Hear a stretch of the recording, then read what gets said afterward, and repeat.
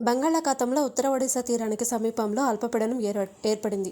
దీని ప్రభావంతో తెలంగాణలో పలు ప్రాంతాల్లో ఓ మోస్తరు వర్షాలు పడే అవకాశం ఉంది. ఈ మేరకు వాతావరణ శాఖ ఓ ప్రకటన విడుదల చేసింది. శని, ఆదివారాల్లో 15 జిల్లాల్లో బలమైన గాలులతో కూడిన ఓ మోస్తరు వర్షాలు కురుస్తాయని సూచించింది. కరీంనగర్, పెద్దపల్లి, జయశంకర్, భూపాలపల్లి, ములుగు, భద్రాద్రి కొత్తగూడెం, ఖమ్మం, వికారాబాద్, సంగారెడ్డి, మెదక్, కామారెడ్డి, మహబూబ్ నగర్, నాగర్ కర్నూలు, వనపర్తి, నారాయణపేట, జోగులాంబ గద్వాల జిల్లాలకు పసుపు రంగు హెచ్చరికలు జారీ చేసింది. హైదరాబాద్లోనూ తేలికపాటి వర్షాలు పడే అవకాశం ఉంది. ఇక రాష్ట్రంలో శుక్రవారం పలు జిల్లాల్లో భారీ వర్షాలు కురిశాయి. జగిత్యాల జిల్లా బిర్పూర్ మండలం కొల్లాయిలో అత్యధికంగా 6 సెంటీమీటర్ల వర్షపాతం నమోదైంది.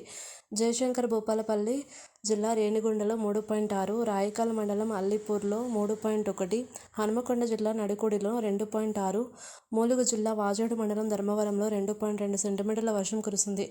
రంగారెడ్డి, మంచిర్యాల, కరీంనగర్, కామారెడ్డి, మేడ్చల్, మల్కాజ్గిరి, వరంగల్, ఖమ్మం, మహబూబాబాద్ జిల్లాలోనూ చిరుజల్లులు పడ్డాయి.